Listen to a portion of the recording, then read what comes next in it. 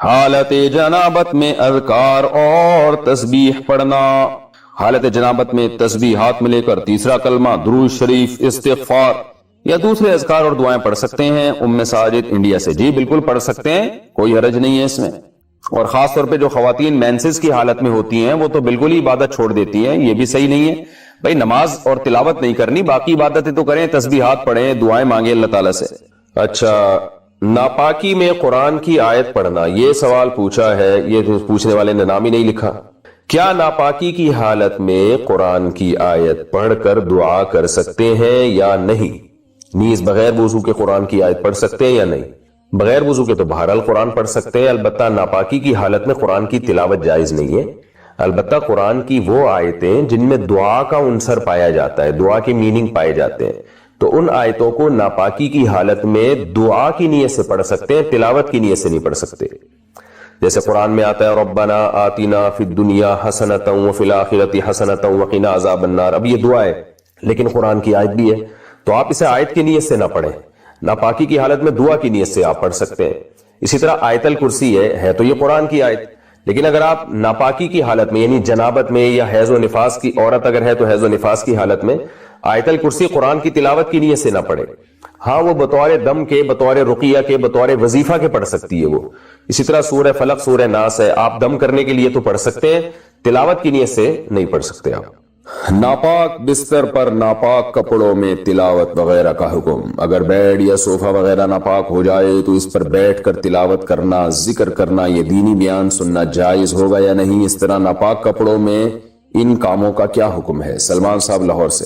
دیکھیں یہ سارے کام جائز ہیں کیونکہ طہارت نماز کے لیے شرط ہے، نماز کے علاوہ عبادت کے لیے طہارت شرط نہیں ہے.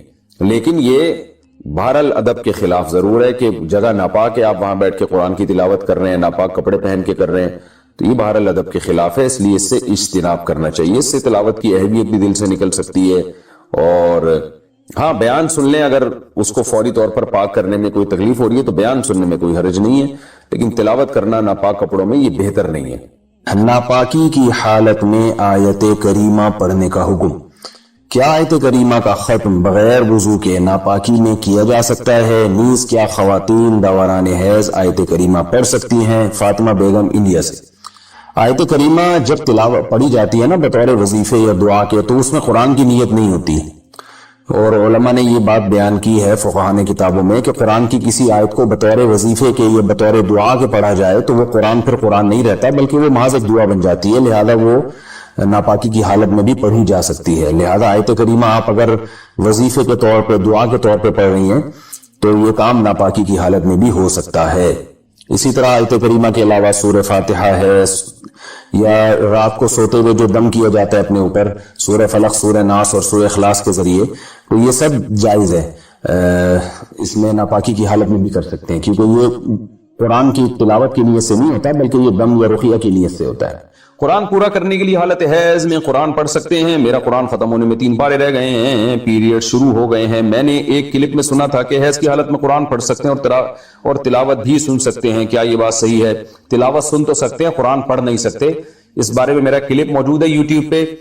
محترمہ ڈاکٹر فرحت ہاشمی کا ایک ان کے حوالے سے ایک بات چلی تھی، اور جو ان کی اکیڈمی میں کام کرنے والی خواتین ہیں انہوں نے ایک فتوے کو وائرل کیا تھا جس میں یہ بتایا گیا تھا کہ حالت حیض میں بھی عورت قرآن کو ہاتھ لگا سکتی ہے.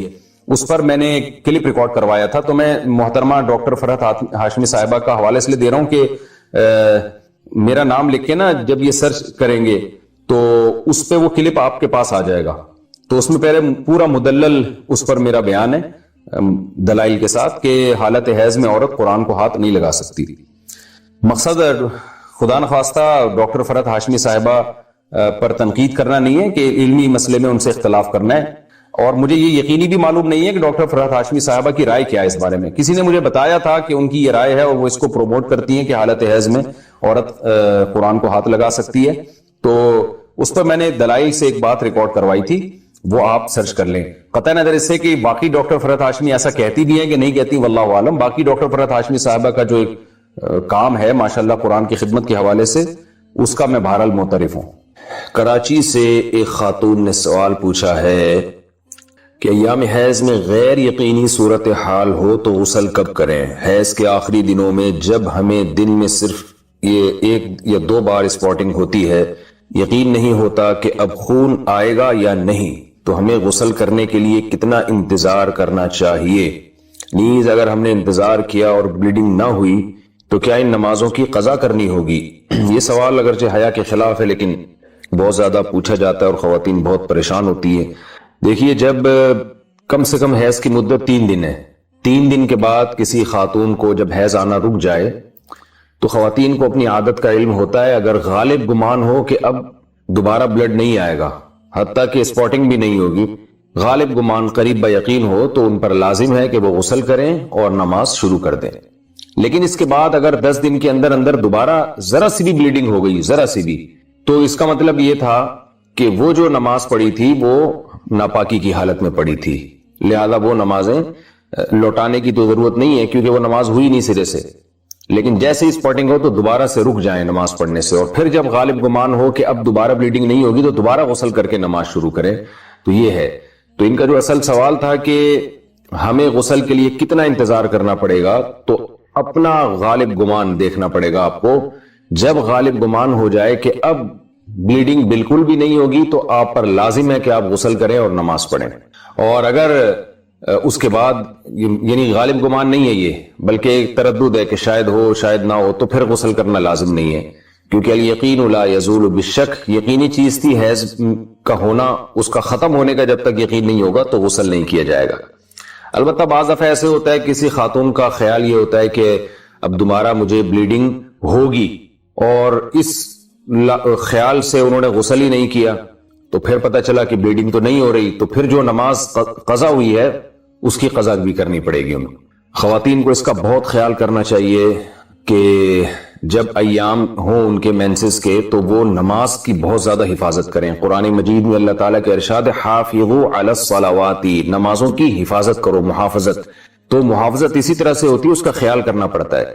تو فجر کی نماز اکثر خواتین کی گول ہو جاتی ہے کیونکہ وہ سوتے ہوئے میں گزر رہی ہوتی ہے اور اس دوران بلیڈنگ بند ہو چکی ہوتی ہے۔ تو جب خواتین کو اندازہ ہو کہ ان کے ایام حیض پورے ہو گئے ہیں، جیسے کسی کو 4 دن آتا ہے، کسی کو 5 دن آتا ہے، ایک عادت ہوتی ہے ہر عورت کی، تو 4 دن جیسے آنے کی عادت ہے، تو 4 دن کے بعد پھر ان پر لازم ہے کہ وہ صبح صادق کے وقت اٹھ کر دیکھیں کہ ہمیں بلیڈنگ آ رہی ہے یا بند ہو گئی ہے۔ ایسا نہ ہو کہ سوتے سوتے میں نماز ہی قضا ہو جائے۔ تو اگر بلیڈنگ بند ہو گئی ہے تو اس وقت غسل کر کے فجر پڑھیں، اور اگر بعض دفعہ یہ بھی ہوتا ہے کہ عشاء کی نماز بھی لازم ہو جاتی ہے، مثال کے طور پر صبح صادق کا وقت شروع ہو رہا ہے 5:30 پر، 5:30 بجے صبح، تو اب رات کو تو خاتون کا خیال یہ تھا کہ بلیڈنگ ہو رہی ہے اور آخری دن ہے ان کا ایام حیض کا، تو ان پر لازم تھا کہ وہ صبح صادق سے پہلے اٹھ کے دیکھیں کہ واقعی بند ہو چکی ہے یا نہیں۔ اگر بند ہو چکی ہے تو پھر یہ عشاء کی نماز بھی واجب ہے، عشاء کی نماز بھی پڑھنی پڑے گی آپ کو۔ تو بعض خواتین بالکل اس میں غفلت سے کام لیتی ہیں۔ میں یہ نہیں کہہ رہا کہ ابھی بلیڈنگ شروع ہوئی ہے تو رات کو دوبارہ ہر رات کو اٹھ کے دیکھنا شروع کریں کہ بلیڈنگ ہے یا نہیں ہے، تو جو عادت ہے اس کو تو گزرنے دیں۔ 3 یا 4 دن کی کسی کو عادت ہے، کسی کو 5 دن کی عادت ہے، لیکن جس دن یہ احتمال شروع ہو جائے کہ اب بلیڈنگ رک سکتی ہے تو اس دن عشاء کی نماز اور فجر کی نماز میں خاص طور پر خیال کریں، کیونکہ یہ 2 نمازیں سوتے میں گزر جاتی ہیں۔ اگر ناپاکی کی حالت میں نماز پڑھ لی، تلاوت کر لی اور بعد میں پتہ چلا کہ احتلام ہوا تھا اور غسل فرض تھا، تو بتائیے کہ اب کیا کریں؟ بھائی طہارت کے بغیر نماز قبول نہیں ہوتی، تو نماز لوٹانی پڑے گی۔ جب پتہ چل گیا تو نماز لوٹا لیں، باقی تلاوت کر لی وہ معاف ہے، جان کر نہیں کی، وہ بھولے سے غلطی سے کی ہے تو اس کی قضا نہیں ہوتی، نماز کی قضا ضروری ہے۔ پیسے دے کر جاب حاصل کرنا کیسا ہے؟ دیکھیں، اگر آپ اس جاب کے مستحق ہیں اور آپ کو یہ خوف ہے کہ میں اس سیٹ کا اہل ہوں لیکن دوسرا آدمی صرف پیسے دے کے وہ سیٹ حاصل کر لے گا، تو ایسی صورت میں پھر آپ کے لیے پیسے دینا جائز ہے۔ لینے والے کے لیے بہرحال ناجائز اور حرام ہے، لیکن آپ کے لیے دینا جائز ہے کیونکہ آپ اس کے اہل ہیں اور آپ اپنا جائز حق لینے کے لیے پیسے دے رہے ہیں۔ آپ نہیں پیسے دیں گے، دوسرا پیسے دے کے جو ہو سکتا ہے اہل نہ ہو وہ پھر اس سیٹ پہ قبضہ کر لے گا۔ تو آپ اگر اس کے اہل ہیں تو پھر پیسے دے سکتے ہیں۔ ہاں، اگر اس کے اہل نہیں ہیں تو دوسرے کا حق مارنے کے لیے اگر آپ پیسے دے رہے ہیں تو یہ پھر حرام رشوت ہے، یہ ناجائز ہے۔ تو اصل میں رشوت اسی کو کہتے ہیں۔ تو رشوت دینا اپنے جائز حق کی وصولی کے لیے تو جائز ہے، کیونکہ پھر نہ دینے میں آپ کا اپنے جائز حق سے آپ محروم ہو رہے ہوتے ہیں، اور ایسی صورت میں لینے والے کو گناہ ملے گا، دینے والے کو گناہ نہیں ملے گا۔ لیکن دوسرے کا حق دبانے کے لیے تو لینا بھی حرام اور دینا بھی حرام۔ اور باقی جاب حلال ہے یا نہیں ہے، جاب کا تعلق اس سے نہیں ہے کہ آپ نے رشوت دے کے جاب لی ہے یا رشوت دیے بغیر جاب لی ہے۔ جاب کی آمدن کا تعلق کہ ارننگ حلال ہے یا حرام، ارننگ کا تعلق اس سے کہ جو جاب ہے وہ جائز ہے یا نہیں ہے، یعنی آپ جو جاب کر رہے ہیں وہ حلال کام ہے یا حرام کام ہے۔ اگر وہ حلال کام ہے اور آپ اپنی ذمہ داری پوری کرتے ہیں تو اس کی تنخواہ بہرحال حلال ہی ہوگی۔ ایک بڑے مولانا صاحب کا کہنا ہے کہ زندہ شخص کے لیے عمرہ نہیں کر سکتے، جبکہ آپ کہتے ہیں کہ کر سکتے ہیں، وضاحت فرمائیں۔ دیکھیں، یہ جو ایصال ثواب ہے نا، اس میں بہت علماء کی مختلف آراء ہیں کہ کون سی چیزیں ثواب میں پہنچائی جا سکتی ہیں، کون سی نہیں پہنچائی جا سکتی ہیں، تو بہت ساری آراء ہیں اس میں علماء کی۔ تو ہمارے نزدیک راجح بات یہ ہے کہ اللہ کی رحمت سے اچھی امید لگانی چاہیے کہ اللہ تعالیٰ اگر مردے کو ثواب پہنچا سکتا ہے تو زندہ کو ثواب پہنچانے پر بھی اللہ پہ کوئی پابندی نہیں ہے۔ تو ثواب پہنچانا اصل میں ایک دعا ہے نا کہ اللہ میں نے جو نیکی کی ہے تو فلاں کو بھی اس کا ثواب دے دے، تو ایک دعا ہے۔ تو جیسے مردہ کے لیے جائز ہے ایسے ہی زندہ کے لیے بھی جائز ہے، تو اس لیے یہ اس میں کوئی حرج ہے نہیں اگر آپ زندہ کے لیے بھی کر لیں۔ لیکن میرا معمول یہ ہے کہ جو اسلاف میں جو طریقہ رائج تھا تو میں اسی کو فوکس کرتا ہوں۔ وہ عمرہ کرتے تھے، بس کر کے آ جاتے تھے، حج کرتے تھے، حج کر کے آ جاتے تھے۔ تو یہ فلاں کے لیے عمرہ، فلاں کے لیے حج، مجھے نہیں ملتا کہ اسلاف میں اس کا کوئی رواج تھا۔ تو جائز ناجائز کی بات نہیں کر رہا، جائز تو ہے، ناجائز ہونے کی کوئی دلیل نہیں ہے کہ جب ایصال ثواب کا ثبوت قرآن و سنت سے ثابت ہے، یعنی صحیح حدیث سے ثابت ہے، تو پھر ہر جزئیے میں ہمیں ثبوت کی ضرورت نہیں ہوگی۔ تو دلیل کے لحاظ سے تو راجح بات یہی ہے کہ سب کے لیے جائز ہے۔ لیکن یہ کہ اسلاف کو میں ہمیں ملتا نہیں ہے کہ وہ، یعنی میرے علم میں نہیں ہے، اگر کسی کے علم میں کوئی روایت ہو تو مجھے پیش کر دیں۔ تو اس میں ہمیں ملتا نہیں ہے کہ کسی نے کسی کے لیے عمرہ کیا ہو، کسی زندہ کے لیے عمرہ کیا ہو۔ تو اس لیے میرا اپنا معمول یہ، بھائی عمرہ کرتا ہوں، جا کے اللہ اللہ کرتا ہوں، اپنے والدین کے لیے عمرے میں دعائیں کرتا ہوں بہت زیادہ کہ اللہ ان کی مغفرت فرمائے، ان کے درجات کو بلند فرمائے، اور پھر والدین کے لیے، اساتذہ کے لیے۔ تو یہ اس طرح سے بھی عمرے کا ثواب ان کو ہی پہنچ رہا ہے ایک طرح سے، یعنی عمرے کی برکتیں کہ ہم نے عمرہ کیا اور دعائیں مانگی، ان کے لیے دعائیں مانگی۔ تو اسلاف میں اسی طرح کی چیز ہمیں ملتی ہے۔ تو میرا اپنا جو مزاج ہے وہ یہ ہے، باقی فتویٰ تو فتویٰ ہی ہوتا ہے۔ دلیل کے لحاظ سے جو بات راجح ہے وہ یہ کہ اللہ پر کوئی پابندی نہیں ہے، آپ کسی کے لیے بھی دعا کریں، اللہ اس کو ثواب پہنچا سکتا ہے، مردہ ہو یا زندہ ہو، اس میں کوئی فرق نہیں ہے۔ ہیئر ٹرانسپلانٹ کروانا صحیح ہے یا نہیں؟ صحیح ہے، بشرطے کہ اپنے ہی بال لگائیں، کسی دوسرے کے بال لگانا ناجائز اور حرام ہے۔ یہ حدیث میں اس کی واضح ممانعت موجود ہے، لیکن اپنے بال لگا سکتے ہیں۔ میرے ایک دیور نے ماں باپ کی مرضی کے خلاف شادی کی۔ میرے دیور نے کہا میں خاندان کو لات مار کے جا رہا ہوں، یہ کہہ کر وہ ناراض ہو کر چلا گیا۔ میرے سسر نے ان کے حصے کا مکان میرے بچے کے نام لکھ دیا۔ ساس سسر کے انتقال کے بعد میرے شوہر اور دیور میں تعلقات بحال ہو گئے، مگر ہم وہ مکان بیچ چکے ہیں، ہمارے بارے میں کیا حکم ہے؟ آپ کے سسر نے جب وہ مکان آپ کے بچے کے نام لکھا تو بچے کے ولی کو وہ مکان ہینڈ اوور کیا تھا یا نہیں کیا تھا، یہ دیکھنا پڑے گا۔ اگر بچہ نابالغ تھا تو بچے کے ولی تو باپ ہوتا ہے، تو باپ کو ہینڈ اوور کا مطلب چابیاں دے کے اور اس گھر میں اپنا سامان بھی سارا باہر نکال کے یا سامان سمیت وہ مکان ہبہ کیا اور مکمل قبضے میں دے دیا۔ پھر آپ کے ہسبینڈ جو ہیں، جو بچے کے باپ تھے، وہ اس مکان کے اندر داخل ہوئے۔ اس طرح سے عمل اگر کیا تو اس کو قبضہ کہا جاتا ہے۔ اگر یہ سارا پروسیس نہیں ہوا تھا اور صرف مکان ڈاکومنٹیشن میں آپ کے بچے کے نام کر دیا انہوں نے، تو اس سے مکان کی ملکیت ٹرانسفر شرعی طور پر نہیں ہوتی۔ اور پھر اگر سسر صاحب کا انتقال ہو گیا تو اس میں آپ کے دیور کا وراثت میں حصہ تھا، تو انتقال کے بعد اگر آپ نے بیچ بھی دیا تو وہ بیچی ہوئی رقم پھر آپ کو دیور کو اس کا وراثت کا حصہ دینا پڑے گا۔ ہاں، اگر انتقال سے پہلے آپ نے بیچ دیا، سسر کے انتقال سے پہلے، اور بیچ کے رقم اپنے ہاتھ میں مکمل لے لی، تو پھر یہ بھی قبضہ ہی شمار ہوگا کہ بھئی یہ رقم آپ کے ہاتھ میں آ گئی، یہ تو قبضہ ہے۔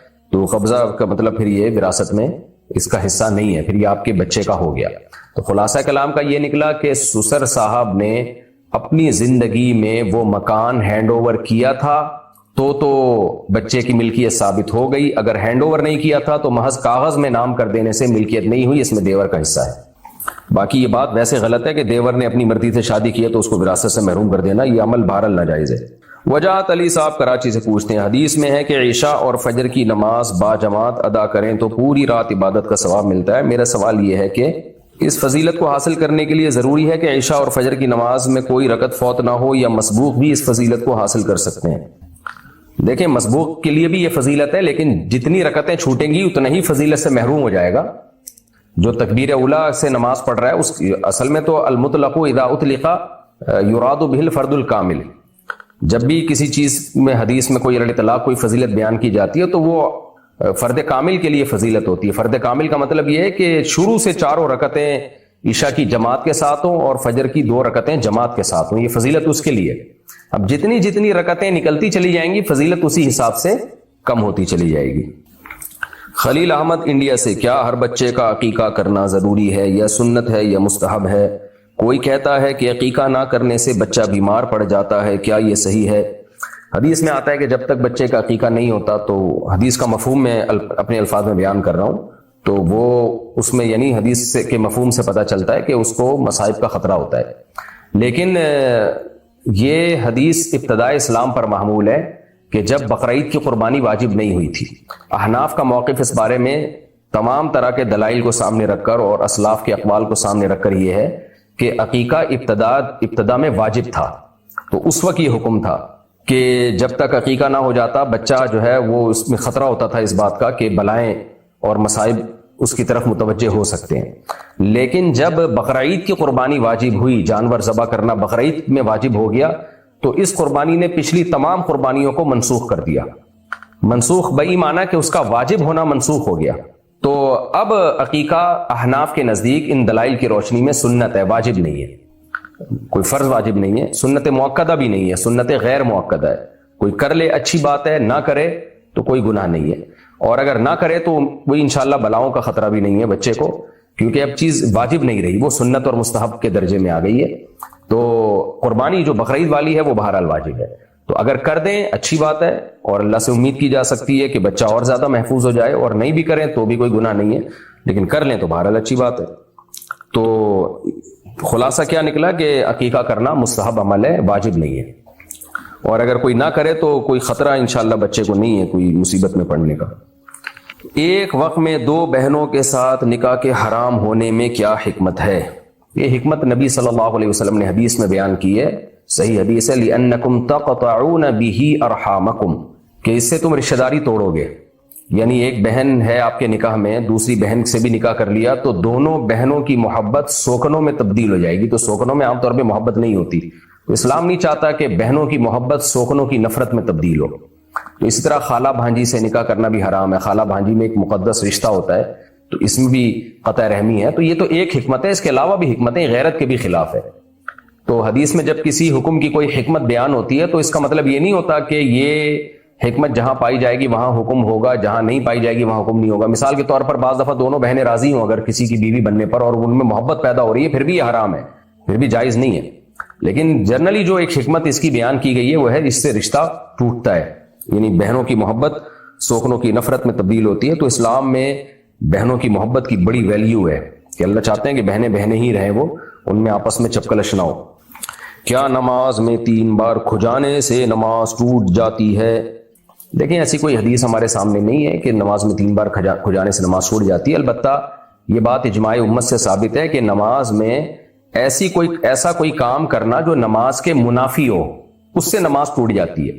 اب مثال کے طور پہ نماز میں کوئی کھانا کھانا شروع کر دے، باتیں کرنا شروع کر دے، تو یہ سب چیزیں نماز کے منافی ہیں۔ اسی طرح نماز میں کوئی چلنا پھرنا شروع کر دے تو یہ بھی نماز کے منافی ہے۔ اسی طرح نماز میں کوئی بے تحاشا حرکت کرنا شروع کر دے تو یہ بھی نماز کے منافی ہے۔ اب بے تحاشا حرکت کہتے کس کو ہیں؟ اس میں ہر ایک کا معیار، یعنی اس میں جو اصل تو حکم یہ ہے کہ جو نماز پڑھ رہا ہے اس کی رائے کا اعتبار ہوگا۔ اس کا خیال یہ ہے کہ میں نے اگر اتنی حرکت کر لی ہے اور غیر ضروری حرکت اتنی زیادہ کر لی ہے کہ وہ یہ نماز کے منافی ہے۔ مثال کے طور پر ایک معیار یہ ہے کہ آپ نماز میں اتنا ہل رہے ہیں کہ اگر کوئی نیا شخص آتا تو آپ کی حرکت کو دیکھ کے اس کو یہ لگتا کہ یہ نماز پڑھ ہی نہیں رہا ہے، تو یہ وہ حرکت ہے جس سے نماز بہرحال ٹوٹ جائے گی۔ مسلسل آپ کھجائے جا رہے ہیں، کبھی یوں کبھی ایسے، کبھی ٹوپی کبھی رومال صحیح کر رہے ہیں دونوں ہاتھوں سے پکڑ کے، کبھی پائنچے موڑ رہے ہیں، تو نو وارث شخص آپ کو دیکھے گا وہ لگے گا کہ یہ نماز نہیں پڑھ رہا۔ تو اتنی حرکت اگر کوئی کرتا ہے تو اس سے نماز ٹوٹ جائے گی۔ اس کو حرکت کثیرہ کہتے ہیں، یعنی خلاصہ یہ نکلا کہ قلیل حرکت سے نماز نہیں ٹوٹتی، کثیر حرکت سے ٹوٹتی ہے. تو کثیر حرکت میں اصل معیار یہ ہے کہ دیکھنے والے کو یہ لگے کہ یہ نماز پڑھ ہی نہیں رہا ہے. اب بعض علماء کی رائے یہ ہے کہ اگر کوئی 3 دفعہ جلدی جلدی حرکت کر لیتا ہے تو یہ بھی ایسا ہی ہے کہ دیکھنے والے کو یہ لگے گا کہ یہ نماز نہیں پڑھ رہا اور یہ حرکتیں کثیرہ ہے. تو یہ ان کا اجتہاد ہے علماء کا، اور وہ اس پہ مصر نہیں. وہ کہتے ہیں ہماری رائے یہ ہے کہ اگر کوئی جلدی جلدی 3 دفعہ ہاتھ ہلا لے اور ہاتھ بھی بلا ضرورت ہلائے تو اس سے نماز ٹوٹ جاتی ہے. تو بعض علماء نے یہ قول کیا ہے، لیکن اصل قول اس میں یہی ہے جو دلیل کے لحاظ سے مضبوط ہے کہ قلیل اور کثیر کا شریعت نے خود سے کوئی معیار متعین نہیں کیا.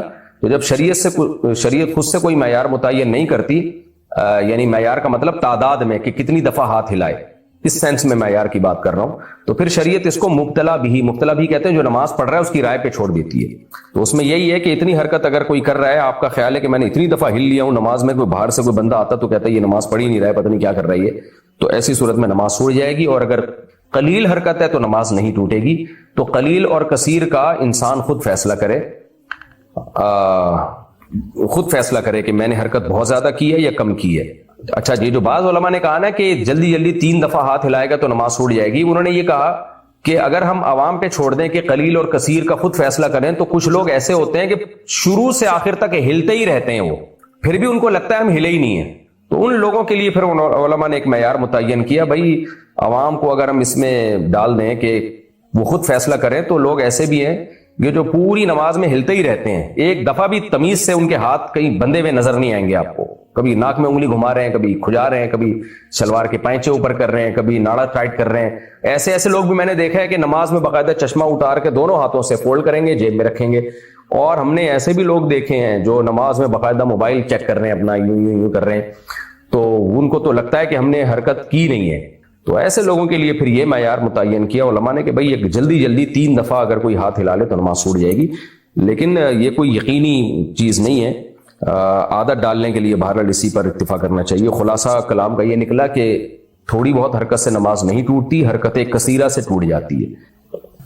کیا عورت جنازے کی نماز پڑھا سکتی ہے؟ عورت کے لیے امامت کرنا مکروہ اور ناپسندیدہ ہے، اس لیے جنازہ ہو یا کوئی بھی فرض ہو. اور مردوں کو تو پڑھا ہی نہیں سکتی، وہ تو نماز ہی نہیں ہوگی.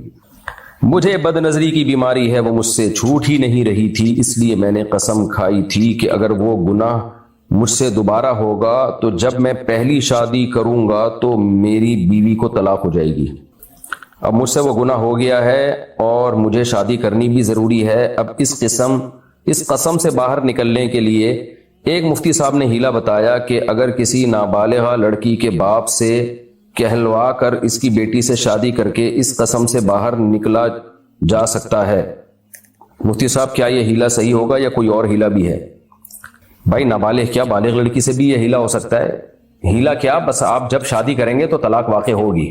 اب اگر ایک طلاق کا آپ نے کہا تھا، یعنی مطلق طلاق کا لفظ بولا تھا کہ اگر میں نے بد نظری کی تو جب میں شادی کروں گا تو میری بیوی کو طلاق، تو شادی کرتے ہی ایک طلاق ہو جائے گی، وہ طلاق بائن ہوگی. دوبارہ نکاح کر لینا پھر دوبارہ اسی سے، 3 طلاقیں نہیں ہوں گی. تو یعنی پھر دوبارہ پبلکلی نکاح کرنے کی ضرورت نہیں ہے، بلکہ جب رخصتی ہو تو بیوی کو آپ بتا دیں، بھائی میں احتیاط، اس کو پوری بات نہ بتائیں، اس کو بتا دیں کہ میں احتیاطاً دوبارہ تجدید نکاح کرنا چاہتا ہوں. اور تجدید نکاح کا طریقہ آپ کسی بھی عالم سے پوچھ لیں. بیوی آپ کو وکیل بنا دے کہ آپ اپنے آپ سے میرا نکاح دوبارہ پڑھا دیں اتنے مہر میں. وکیل بنا دے گی تو آپ 2 گواہوں کے سامنے کہیں کہ بھئی فلانی بنت فلاں سے میں نے دوبارہ نکاح کر لیا اتنے مہر میں، تو نکاح ہو جائے گا. آئندہ 2 طلاقوں کا اختیار رہے گا. اور یہ بھی ہو سکتا ہے کہ کسی اجنبی خاتون سے نکاح کر لیں آپ اور اس کو بتا دیں بھئی میں نے ایسی قسم اٹھائی ہوئی ہے، نکاح کرتے ہی نکاح ختم ہو جائے گا اور آپ پہ عدت بھی واجب نہیں ہوگی چونکہ رخصتی نہیں ہوئی ہے. میرے اوپر مہر واجب ہو جائے گا، وہ میں آپ کو آدھا مہر واجب ہو جائے گا، وہ میں آپ کو دے دوں گا. اور اس کو بتا دیں کسی بھی خاتون کو، تو ایسے نکاح ہوتے ہی طلاق ہو جائے گی، اس کو آدھا مہر مل جائے گا اور عدت بھی اس پہ واجب نہیں ہوگی. آپ پھر دوبارہ پراپر شادی کر لیں، آپ کی قسم ایک دفعہ میں پوری ہو جائے گی. اور اگر 3 طلاقوں کی قسم کھائی تھی آپ نے کہ اگر میں نے کسی خاتون سے نکاح کیا تو اس خاتون کو 3 طلاقیں، اس طرح کے الفاظ کہے تھے، تو پھر نکاح کرتے ہی 3 طلاقیں واقع ہو جائیں گی. تو ہو جائیں. آپ فیک نکاح کریں کسی خاتون سے. فیک کا مطلب یہ کہ جس کو نہ رکھنا ہو آپ نے، اس کو پوری صورتحال بتا دیں، بھائی میں نے ایسے قسم اٹھائی ہوئی ہے تو میں نکاح کرتا ہوں، اور نکاح کرتے ہی طلاق واقع ہو جائے گی، 3 طلاقیں، تو آپ کو آدھا مہر میں دے دوں گا اور عدت بھی آپ پہ واجب نہیں ہے. تو پھر پراپر وے میں جہاں چاہیں آپ نکاح کر لیں. لیکن آپ میرے پاس ہوتے تو ہمارے ہاں قریب میں تھانہ ہے، ایس ایچ او صاحب کو میں بلا کے ایک دفعہ آپ کے اگلے پچھلے گناہ ضرور معاف کرواتا، کیونکہ یہ دین کے ساتھ بدترین قسم کا مذاق ہے، اس طرح کی قسمیں اٹھانا شرعی مسائل کو کھلواڑ بنانے والی بات ہے۔ طلاق کوئی ایسی فضول ایسی چیز نہیں ہے کہ آپ نے جو ہے وہ میں نے یہ کیا تو بیوی کو طلاق، وہ کیا تو بیوی کو طلاق۔ بھائی بد نظری چھوڑنے کے اور 20 طریقے ہیں، آپ وہ طریقہ اختیار کرو۔ طلاقوں کو معلق کرنا یہ کوئی خاندانی لوگوں کا کام نہیں ہے۔ 2 رکعت پڑھ کے توبہ استغفار بھی کریں اور آئندہ ایسی حماقت سے اجتناب کریں، اس طرح کی قسمیں اٹھانے سے۔ اگر کوئی عورت حاملہ ہو تو اس کے داہنے پاؤں پر ہینگ باندھ دی جاتی ہے۔ ہینگ ہے، ہینگ لگ جائے، ہینگ وہ ہے نا، ہینگ ڈلے نہ پھٹکری۔ اور کچھ خواتین اپنے پاس لوہے کی کوئی چیز جیسے تالا چابی ساتھ رکھتی ہیں اور تکیے کے نیچے ماچس یا چھری رکھ کر سوتی ہیں، سینے یا بازو پر پیاز باندھ لیتی ہیں۔ پوچھنے پر ان کا جواب یہ ہوتا ہے کہ ایسے میں غیبی طاقتیں، جنات یا سیب یا شیاطین حاملہ خواتین پر جلد حملہ آور ہوتے ہیں یا ان کے بچے کے ساتھ لگ جاتے ہیں، اس لیے وہ ان چیزوں کو اپنے پاس رکھتی ہیں کہ پیاز کی بو سے یا ہینگ کی بو سے یہ بلائیں دور رہیں۔ رہنمائی فرمایا فضول کام ہے، اسی توہم پرستی سے شریعت نے روکا ہے۔ سعودی عرب ہے، عربوں کو دیکھ لو، انگریزوں کو دیکھ لو، جاپانیوں کو دیکھ لو، سب کے بچے پیدا ہو، کسی بھی جن چڑیل بھوت نہیں آتے۔ یہ ہمارے ہندوستان پاکستان میں جن چڑیل بھوت جو ہے بے روزگار گھوم رہے ہیں اور وہ حاملہ عورتوں پہ آ رہے ہوتے ہیں۔ توہم پرستی سے اسلام نے بہت روکا ہے۔ ہر شرک کی بنیاد ہی وہم سے شروع ہوتی ہے، تو اس لیے یہ ناجائز کام ہے، ان کو چھوڑ دیں آپ۔ ناجائز اس سینس میں کہ یہ توہم پرستی کی طرف لے کر جاتے ہیں اور یہ چیزیں آہستہ آہستہ انسان کو بے عقلی کے کاموں پر یہ سب چیزیں لے جاتی ہیں، انسان چھوڑ دیں، ناجائز ہے یہ۔ اگر کوئی عورت، اچھا ہی ہو گیا، والدین اپنے بچوں کی شادی میں دلچسپی نہیں رکھتے، کیا میں ان کی اجازت کے بغیر نکاح کر سکتا ہوں؟ اور اگر میں نے کوئی زنا کیا تو اللہ تعالیٰ کس کو سزا دے گا؟ اگر آپ کے پاس آمدن ہے، آپ اپنے خرچے پہ اپنی بیوی کو پال سکتے ہیں، رہائش دے سکتے ہیں، تو ماں باپ کو راضی کر کے نکاح کرنا اچھی بات ہے، لیکن اگر وہ اجازت نہیں دے رہے تو پھر آپ خود بھی نکاح کر سکتے ہیں۔ زنا کرنے میں آپ کو بھی گناہ ہوگا، اور اگر والدین آپ کو نکاح سے روکیں گے تو پھر اگر آپ سے کوئی گناہ ہوا تو اس گناہ میں والدین بھی شریک ہوں گے۔ میری کزن کے پاس 15 لاکھ کا پلاٹ ہے اور اس کی 5 بیٹیاں ہیں، اس کا شوہر مزدور ہے اور وہ پلاٹ بیچ کر گھر بنائے گی، اس کے علاوہ ان کی کوئی آمدن نہیں ہے، کیا اس کو زکوٰۃ دی جا سکتی ہے؟ دیکھیں 15 لاکھ کا پلاٹ چونکہ ابھی استعمال میں نہیں ہے، صرف ایک سیفٹی کے لیے رکھا ہوا ہے، تو لہذا ایسی خاتون کو زکوٰۃ دینا جائز نہیں ہے۔ ہاں وہ پلاٹ یوز کر لیں، کرائے پہ دے دیں یا اس پہ کوئی گھر بنا کے رہنا شروع کر دیں، پھر ان کو زکوٰۃ آپ دے سکتے ہیں۔ تو چونکہ اپنی پاس ایک بڑی پراپرٹی پڑی ہوئی ہے، شریعت کہتی ہے آڑے وقت میں پہلے اپنی چیزوں کو استعمال کریں نا، تو وہ استعمال میں ہے نہیں تو زکوٰۃ لینا جائز نہیں ہے، نہ دینا جائز ہے نہ لینا جائز ہے۔ مجھے کورٹ نے 2020 میں خلا کے پیپر دیے تھے، لیکن شوہر نے کبھی طلاق کے الفاظ نہیں کہے اور نہ ہی وہ اس پر راضی ہے، ایسے میں کیا کروں؟ دیکھیں شوہر راضی نہیں ہے تو کیا کیا تھا؟ کورٹ نے شوہر کو بلایا تھا، صحیح ایڈریس پہ نوٹس بھیجا تھا، شوہر آیا تھا اور پھر اس نے جو الزامات لگے تھے ان کا جواب دیا۔ یہ پوری بات جب تک مجھے معلوم نہیں ہوگی تو فتویٰ دینا میرے لیے ممکن نہیں ہے۔ تو آپ نے شوہر پہ کیا الزام لگائے تھے، کیا مسئلہ تھا شوہر کے ساتھ آپ کو؟ ایویں ہی اگر آپ کو شوہر پسند نہیں تھا، بس نہیں رہنا چاہتی تھی، تو اس بیس پہ تو کورٹ کا خلا کی کوئی شرعی حیثیت نہیں ہے۔ کوئی ویلڈ اگر پوائنٹ تھا، نان نفقہ ہی نہیں دے رہا وہ، یا اور کوئی ویلڈ پوائنٹ تھا، تو اس پوائنٹ کو جب آپ لکھ کے بھیجیں، سوال لکھ کے بھیجیں پراپر وے میں، دارالعلوم کرنگی بھیج دیں یا جامعۃ الرشید بھیج دیں، تو اور خلا کے ڈاکومنٹس بھی ساتھ میں لگا دیں اور اپنا کانٹیکٹ نمبر اور ایڈریس، تاکہ ٹی سی ایس پہ وہاں واپس جواب دیا جا سکے۔ یہ پورا پروسیس لکھ کے بھیجیں، پھر جواب دینا ممکن ہوگا کہ یہ خلا شرعی طور پر درست ہوا ہے یا نہیں ہوا۔ نارملی تو عدالتوں میں خلا وہ اس کی شرعی حیثیت ہوتی نہیں ہے، عورت جاتی ہے بس وہ کورٹ ہے اس کو خلا کی ڈگری پکڑا دیتی ہے، چاہے کوئی ویلڈ پوائنٹ ہو یا نہ ہو۔ کیا کھڑے ہو کر پانی پینا گناہ ہے؟ گناہ نہیں ہے، لیکن خلاف سنت ہے۔ نہا رسول اللہ صلی اللہ علیہ وسلم عن الاکل والشرب قائما، حدیث میں ہے کہ نبی صلی اللہ علیہ وسلم نے کھڑے ہو کر کھانے پینے سے منع کیا ہے۔ باقی عبداللہ بن عمر کی ایک حدیث ہے کہ ہم نبی کے دور میں کھڑے ہو کر کھا پی بھی لیا کرتے تھے، تو اس کا جواب یہ ہے کہ بھائی کچھ چیزیں ایسی ہوتی ہیں جو چلتے پھرتے کھائی پی جا سکتی ہیں۔ آپ سفر میں جا رہے ہیں تو کھجور کھا رہے ہیں، تو کھانا باقاعدہ کھڑے ہو کر کھانا ناپسندیدہ عمل ہے، بیٹھ کے کھانا چاہیے، اور پانی بھی کبھی کبھار کھڑے ہو کر پی لیں، کوئی حرج نہیں ہے، لیکن اس کی عادت نہیں ڈالنی چاہیے، اور بیٹھ کے پانی پینا ہی سنت عمل ہے۔ کھڑے ہو کے پانی پینا جائز ہے لیکن خلاف سنت ہے۔ ہاں جہاں رش لگا ہوا ہو، بیٹھ کے پینے میں دیر ہو رہی ہو، سبیل ہے، تو آپ پھر جلدی جلدی پی رہے ہیں، پھر کھڑے ہو کے پی لیں بے شک آپ۔ بوڑھے لوگوں کے گھٹنوں میں مسئلہ ہوتا ہے، ان کے لیے اٹھک بیٹھک بہت مشکل ہوتی ہے، وہ بیٹھے ہیں پھر کھڑے ہوں تو وہ کھڑے کھڑے ہی پی لیں. تو اس کو کوئی بہت بڑا مسئلہ نہیں بنا لینا چاہیے, لیکن عام حالات میں, عام روٹین میں اگر کوئی ضرورت نہ ہو تو بیٹھ کے ہی پانی پینا سنت ہے. میں جہاں جاب کرتا ہوں وہاں اپنے بیوی بچوں کے ساتھ رہتا ہوں اور میرے والدین دور رہتے ہیں. جب میں اپنے والدین سے ملنے جاؤں گا تو کیا قصر نماز پڑھوں گا؟ جی. اگر آپ جس شہر میں رہتے ہیں اپنی بیوی بچوں کے ساتھ, وہاں جب والدین سے ملنے کے لیے جاتے ہیں اور وہ شہر آپ کے شہر سے 78 کلومیٹر دور ہے اور 15 دن کے لیے بھی نہیں جا رہے, تو پھر والدین کے گھر میں آپ قصر نماز پڑھیں گے. انسان کا وطن وہ ہوتا ہے جہاں وہ بیوی کے ساتھ رہتا ہے. عصر کی نماز کب تک پڑھ سکتے ہیں؟ میں معذور ہوں اس لیے دیر سے پڑھتی ہوں, گناہ تو نہیں ہوگا؟ انڈیا پاکستان میں تقریباً غروب آفتاب سے 20 منٹ پہلے تک مکروہ وقت شروع نہیں ہوتا. تو انڈیا پاکستان کی بات کر رہا ہوں میں. اگر آپ کا تعلق انڈیا پاکستان سے, تو غروب آفتاب سے 20 منٹ پہلے تک آپ عصر پڑھ سکتی ہیں. اس سے زیادہ تاخیر پھر حرام ناجائز ہے, مکروہ وقت شروع ہو جاتا ہے. اگر دوست ناراض ہو اور ہم صرف کام کی بات کریں تو کیسا ہے؟ تو کام کی بات ہی کرنی چاہیے اور کافی ہے اتنا, میرا خیال کام کی بات کر لیں آپ. کیا شوہر اپنی بیوی کی بھانجی سے نکاح کر سکتا ہے؟ بیوی کے مرنے کے بعد یا ڈیورس کے بعد کر سکتا ہے. بیوی کی موجودگی میں اس کی بھانجی سے نکاح نہیں کر سکتا. اور اگر بیوی کی کو ڈیورس ہو جائے تو بیوی کی جب تک عدت پوری نہیں ہوتی اس وقت تک بھی بیوی کی بھانجی سے نکاح نہیں کر سکتا. کیا اسلام میں میڈیکل ٹریٹمنٹ کا خرچہ شوہر کے ذمہ ہے؟ دیکھیں, اسلام میں میڈیکل ٹریٹمنٹ کا خرچہ شوہر کے ذمہ اس وقت ہے جب بیوی کما نہ رہی ہو. نان نفقہ تو شوہر کے ذمہ, چاہے بیوی کتنی مالدار ہو. نان نفقہ جو روٹی پانی, رہائش, گیس بجلی کا بل, گھر کا فرنیچر, یہ خرچہ تو بہرحال شوہر کے ذمہ ہے, چاہے بیوی کما رہی ہو نہیں کما رہی ہو. ہاں, اگر وہ جاب کر رہی ہے شوہر کی پرمیشن کے بغیر پھر ایک الگ بات ہے, پھر شوہر کے ذمہ نہیں ہے. لیکن شوہر چاہتا ہے بیوی ہاؤس وائف بن کے رہے تو پھر شوہر کے ذمہ اس کا سارا خرچہ ہے. میڈیکل کا جو خرچہ, جو بیسک علاج ہوتا ہے, جو بنیادی علاج ہوتا ہے, اس کا بھی اخلاقی ذمہ داری شوہر ہی کی ہے. اگرچہ اس میں فقہاء نے بہت کلام کیا ہے, ہمیں فقہی جزیہ تو کوئی اس بارے میں نہیں ملتا, نہ قرآن و سنت میں کوئی ثبوت ملتا ہے کہ علاج کا خرچہ شوہر کے ذمہ, لیکن عملی طور پر وہ شوہری کے ذمہ ہے, اخلاقی طور پر, کیونکہ وہ نہیں کرے گا تو وہ بیچاری کہاں جائے گی. اس کو ہاؤس وائف بھی بنایا ہوا ہے آپ نے اور پھر اس کی بیماریوں کا آپ علاج بھی نہیں کرتے, تو اس کی بہرحال ایک سوسائٹی میں اخلاقی ذمہ داری شوہر ہی کی ہے اس کی. لیکن اتنی بات ضرور ہے کہ اگر عورت کے پاس پیسہ موجود ہے یا وہ جاب کر رہی ہے تو پھر علاج کا خرچہ شوہر کے ذمہ نہیں ہے. جیسے وراثت میں عورت کو اپنے باپ سے پیسہ ملا تو پھر نان نفقہ تو شوہر کے ذمہ رہے گا, روٹی پانی کا خرچہ, لیکن علاج کا خرچہ پھر ہر شخص پر اپنے مال سے واجب ہے اگر آپ کے پاس مال ہے.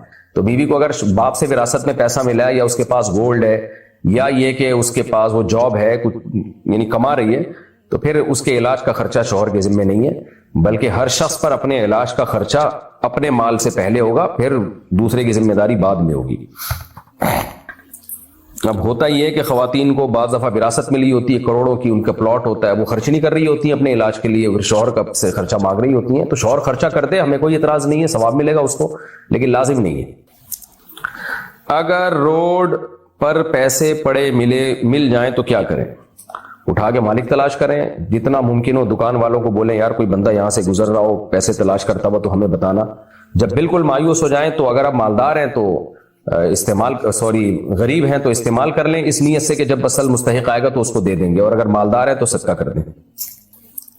میرے جاننے والے ہیں, انہوں نے غیر مسلم لڑکی کو مسلمان کر کے اس سے نکاح کیا, لیکن شادی کے بعد جب اس لڑکی سے بات ہوئی تو وہ کہتی ہے کہ میں نے دل سے اسلام قبول نہیں کیا ہے, اور وہ ابھی بھی اپنے مذہب کی پیروی کرتی ہے, تو کیا اس کا نکاح جائز ہے اور ہمارا ان کے ساتھ کھانا پینا جائز ہوگا؟ نہیں, بالکل جائز نہیں ہے نکاح. اور دل سے چونکہ اس نے بول دیا منہ سے کہ میں نے دل سے اسلام قبول نہیں کیا, تو یہ اگر بالفرض اسلام قبول کیا بھی تھا تو یہ الفاظ بولتے ہی کافر ہو گئی وہ دوبارہ, تو آپ کا اس سے تعلق ٹھیک نہیں ہے, کیونکہ اس نے اسلام کو ایک مذاق بنایا ہے, ایک جو ہے نا ایک مذاق کی چیز سمجھا ہے کہ قبول کر لیا اور بول رہی ہے کہ میرے دل سے نہیں کیا, تو کرنا ہی نہیں تھا آپ نے, تو اس کا بائیکاٹ کریں, اور یہ نکاح بھی ٹھیک نہیں ہے. میں نے عمرے پر جانے کی نیت سے کچھ پیسے جمع کیے تھے, تو کیا میں ان پیسوں سے کچھ اور چیز خرید سکتا ہوں؟ جی کر سکتے ہیں, کوئی عمرے کے لیے پیسے جمع کرنے سے کوئی عمرہ لازم نہیں ہو جاتا. کیا نبی صلی اللہ علیہ وسلم کے لیے قرآن مجید پڑھنا جائز ہے؟ جائز ہے, لیکن کس کی ہمیں کوئی اسلاف میں نہیں ملتا کہ صحابہ نے کبھی نبی کے لیے قرآن پڑھاؤ, تو اس لیے وہی کام کریں جو اسلاف سے سیدھا سیدھا چلتا ہوا آ رہا ہے. قرآن پڑھیں, اللہ سے دعا مانگیں, اس میں نبی پہ درود پڑھ لیں, تو یہ زیادہ میرا خیال ہے یہ زیادہ بہتر طریقہ ہے. تو اس لیے آپ قرآن پڑھا کریں ثواب کی نیت سے اور سمجھنے کی نیت سے, اور پھر قرآن کے بعد دعا مانگا کریں, دعا میں نبی پہ درود پڑھ لیا کریں. تو یہ طریقہ جو ہے نا اسلاف کے عمل کے زیادہ قریب ہے۔ احرام کی حالت میں انگوٹھی یا گھڑی پہن سکتے ہیں؟ جی پہن سکتے ہیں۔ مفتی صاحب، امام کا مصلی محراب سے کتنا باہر ہونا چاہیے؟ جتنا بھی ہو، کوئی فرق نہیں پڑتا اس سے، مسجد کی لوکیشن کے حساب سے جہاں بھی سوٹیبل جگہ ہو امام کے لیے بنا لیں۔ اگر کسی نے روزے کی حالت میں زنا کر لیا تو کفارہ کیا ہوگا؟ لا حول ولا قوت الا باللہ۔ 60 روزے بھی ہوں گے کفارے کے، لگاتار 60 روزے رکھنے پڑیں گے، اور ایک روزہ قضا بھی، اور گناہ کبیرہ سے توبہ بھی۔ اور یہ کبیرہ در کبیرہ ہے، ڈبل کبیرہ ہے کہ ایک تو زنا اور اوپر سے روزے کی حالت میں۔ یہ روزہ بشرطے کہ رمضان کا روزہ ہو، اگر نفلی روزہ تھا تو پھر اس میں کفارہ نہیں ہے، کبیرہ گناہ ہے اور قضا ہے، کفارہ نہیں ہے اس میں۔ محمد ارشد انڈیا سے، حرام کا ہدیہ لینا کیسا ہے؟ اگر کوئی حرام پیسوں سے عمرہ کر لے تو کیا حکم ہے؟ عمرہ نہیں ہوگا، اس کا گناہ ملے گا، اور ہدیہ بھی لینا جائز نہیں ہے حرام۔ اگر یقین ہے کہ یہ حرام پیسوں سے ہی ہدیہ خرید کے دے رہا ہے ہم کو، تو اگر لے لیا تو اس کی قیمت صدقہ کر دیں، یا وہ ہدیہ صدقہ کر دیں، یا تو اس کی قیمت صدقہ کر دیں تو وہ حلال ہو جائے گا آپ کے لیے، یا وہ چیز ہی صدقہ کر دیں۔ جمعرات کو روٹی پر فاتحہ پڑھنا کیسا ہے؟ ثابت نہیں ہے، بدعت عمل ہے، اس سے اجتناب کرنا چاہیے۔ قضا نماز میں صرف فرض ہی پڑھ سکتے ہیں یا سنتیں بھی پڑھ سکتے ہیں؟ قضا نماز میں صرف فرض پڑھیں، سنتیں نہ پڑھیں، البتہ وتر کی قضا بھی واجب ہے۔ اگر امام کے پیچھے نماز پڑھ رہے ہیں اور امام سلام پھیر لے اور ہم ابھی درود شریف میں ہی ہوں تو کیا امام کے ساتھ سلام پھیر دیں یا نہیں پھیر دیں امام کے ساتھ سلام؟ نبی صلی اللہ علیہ وسلم نے امام کی اقتداء کا حکم دیا، البتہ اگر اتحیات بھی پوری نہیں پڑی تھی تو اس کو جلدی جلدی کمپلیٹ کر لیں۔ اگر نماز میں سامنے سے چھوٹے بچے گزر جائیں تو کیا نماز ہو جائے گی یا نہیں؟ کیا نماز دہرانی پڑے گی؟ نہیں جی، نماز ہو جائے گی، دہرانی نہیں پڑے گی، البتہ نماز میں آگے سترا رکھا کریں۔ کیا عورت امام بن کر نماز پڑھا سکتی ہے؟ مردوں کو تو پڑھائے گی تو مردوں کی نماز نہیں ہوگی، اگر عورتوں کی جماعت کرے گی تو کراہت کے ساتھ جائز ہے۔ کراہت کا مطلب یہ کہ یہ قابل تعریف عمل نہیں ہے، اسلاف میں ہمیں اس کا رواج نہیں ملتا، اور جتنے بھی امت کے علماء صلحاء، چاہے وہ خواتین ہو چاہے وہ مرد ہو، وہ اس سے اجتناب کرتے رہے ہیں۔ تو ایک آدھ روایت سے صرف جواز ثابت ہوتا ہے، اس عمل کی ترغیب نہیں ہوتی۔ تو ہمیشہ صحابیات یا تو مسجد میں مردوں کے پیچھے جماعت سے نماز پڑھتی تھیں یا گھر میں اکیلی نماز پڑھتی تھی۔ اچھا بھائی، ایڈوکیٹ کی جاب کرنا کیسا ہے؟ جائز ہے، ظلم نہ کریں کسی کے اوپر، بلکہ اس زمانے میں ضروری ہے، کیونکہ وکیلوں میں کرپٹ وکیل بھی بہت آ گئے ہیں، تو ایماندار وکیل اگر نہیں ہوں گے تو پھر کرپشن ہی پھیلے گی نا۔ تو اس لیے جیسے بہت سے وکیل الحمدللہ ایماندار ہوتے ہیں، تو اگر یہ لوگ سارے چھوڑ چھاڑ کے چلے جائیں گے یا نئے لوگ نہیں آئیں گے اچھے لوگ، تو یہ تو عدلیہ کا سارا نظام ہی تباہ و برباد ہو جائے گا۔ جب میں نماز پڑھتا ہوں تو ادھر ادھر کے بہت خیالات آتے ہیں، اور اگر آنکھ بند کر لوں تو نہیں آتے، تو کیا میں آنکھ بند کر کے نماز پڑھ سکتا ہوں؟ یہ ایک وہم ہوتا ہے کہ آنکھ بند کرنے سے خیالات بند ہوتے ہیں، بلکہ الٹا خیالات اور بھی زیادہ خطرہ ہو جاتا ہے۔ تو پراپر وے میں جو سنت کے طریقے سے آپ نماز پڑھیں، نبی صلی اللہ علیہ وسلم آنکھیں کھول کے نماز پڑھا کرتے تھے، تو آپ بھی اسی سنت کو فالو کریں۔ خیالات آ رہے ہیں تو آنے دیں، اپنی طرف سے کوشش کریں کہ نہ آئیں، پھر بھی آتے ہیں تو آنے دیں، کوئی گناہ نہیں ہوگا انشاءاللہ۔ میں نے اپنے شوہر سے کہا کہ مجھے تمہارے ساتھ نہیں رہنا، تو انہوں نے کہا کہ ہر وقت طلاق طلاق کرتی رہتی ہو، لے لو۔ میں نے کہا یہ بات اب دوبارہ نہیں کہنا، تو انہوں نے کہا کہ نہیں، تمہیں طلاق چاہیے تو جاؤ۔ میں نے کہا کیا مجھے طلاق دے دی ہے؟ تو انہوں نے کہا جاؤ سب ختم، اس کا کیا حکم ہے؟ دیکھیں، جب پہلی دفعہ آپ نے کہا نا کہ میں نے تمہارے ساتھ نہیں رہنا، تو انہوں نے کہا ہر وقت طلاق طلاق کرتی ہو، جاؤ لے لو، تو جاؤ لے لو کا تو مطلب یہ بھی غالب اس میں یہی ہے کہ جاؤ لے لو، یعنی لے لو مجھ سے طلاق، میں تمہیں دے دوں گا۔ تو ان الفاظ میں طلاق واضح نہیں ہے یہ طلاق کے معنی میں، تو اس میں شوہر کی نیت پوچھی جائے گی، لے لو کا کیا مطلب ہے؟ جاؤ لے لو کہ یعنی لے لو، ابھی میں نے دے دی ہے۔ اگر شوہر کہتے ہیں میرا مقصد یہ تھا کہ جاؤ لے لو، یعنی دے دی میں نے تو لے لو، تو پھر طلاق ہو گئی ہے۔ اور اگر شوہر کہتے ہیں میری نیت دھمکی ہی تھی، طلاق نہیں تھی، تو پھر طلاق نہیں ہوئی ہے۔ اس طرح دوبارہ جب آپ نے کہا کہ یہ بات اب دوبارہ نہیں کرنا، تو انہوں نے کہا کہ نہیں تمہیں طلاق چاہیے تو جاؤ، تو اس میں بھی دو مبہم کلام ہے یہ، تمہیں طلاق چاہیے تو جاؤ، یعنی جاؤ لے لو، میں دینے کے لیے تیار ہوں، یہ بھی مطلب ہو سکتا ہے، اور اس کا مطلب یہ بھی ہو سکتا ہے تمہیں طلاق چاہیے تو جاؤ، یعنی دے دی میں نے۔ تو شوہر سے پوچھی جائے گی نیت کہ اس دوسرے جملے سے آپ کی کیا مراد تھی، اگر وہ کہتے ہیں میری نیت طلاق کی تھی تو طلاق ہو جائے گی۔ اور تیسرا جملہ جو آپ نے کہا، میں نے کہا مجھے طلاق دے دی ہے، تو انہوں نے کہا جاؤ سب ختم، اس کا کیا حکم ہے؟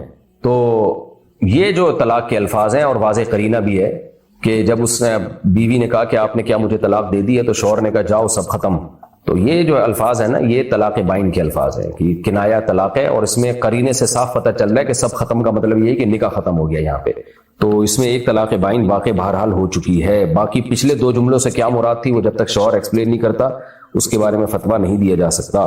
ایک طلاق بائن واقع ہو گئی ہے، کم سے کم ایک طلاق بائن بہرحال واقع ہو چکی ہے۔ بہتر یہ ہے کہ یہ طلاق کے اس طرح کے جو آپس کی ڈیبیٹ ہوتی ہے نا، اس میں شوہر اور بیوی دونوں کا بیان سن کے فیصلہ کیا جاتا ہے۔ تو آپ میرے اس جواب پر اکتفا نہ کریں، شوہر کا بیان، شوہر کی نیت کیا ہے، اور آپ کا اپنا بیان پورا ریٹن میں لکھ کے آپ یہاں پوسٹ کر دیں، یا تو جامعۃ الرشید پوسٹ کر دیں، جامعۃ الرشید احسان آباد کراچی، یا دارالعلوم فرنگی پوسٹ کر دیں، یا ہمارے پاس پوسٹ کر دیں آپ ادھر الفلاحیہ مسجد میں۔ تو میں پھر تحقیق کے بعد اس کا پورا جواب لکھ دوں گا، کیونکہ طلاق کے مسائل میں نا بعض دفعہ شوہر کا بیان لو تو پوری ڈیٹیل ہی مختلف ہوتی ہے اس میں، تو اس لیے اس میں جلد بازی نہ کریں۔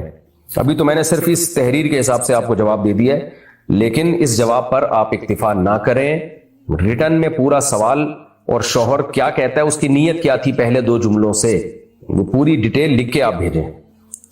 اللہ تعالیٰ کے ہاں دیر ہے اندھیر نہیں، کیا یہ جملہ کہنا ٹھیک ہے؟ ٹھیک ہے، اس میں کیا خرابی ہے؟ بعض دفعہ اللہ تعالیٰ دیر کر دیتے ہیں کسی حکمت سے، لیکن مایوس نہیں کرتے، تو کوئی حرج نہیں ہے اس جملے میں۔ حمزہ علی بہاولپور سے، ہم نے سنا ہے کہ جس گھر میں مرد فیصلے کرتے ہیں اور عورتیں خاموش رہتی ہیں، ان گھروں میں برکتیں راج کرتی ہیں۔ مفتی صاحب کیا ہمیں خود فیصلہ کرنا چاہیے؟ یہ کہاں چلا گیا؟ ابھی سوال ہی غائب ہو گیا۔ ایک منٹ۔ ہاں، تو مفتی صاحب کیا ہمیں خود فیصلہ کرنا چاہیے یا اپنی ماں کے فیصلے کو ترجیح دینی چاہیے؟ حدیث میں آتا ہے لن یفلح قوم ولوا اہم امورہم الی المرأة، او کما قال صلی اللہ علیہ وسلم، وہ قوم کبھی کامیاب نہیں ہو سکتی جو اپنے اہم معاملات عورت کے حوالے کر دے۔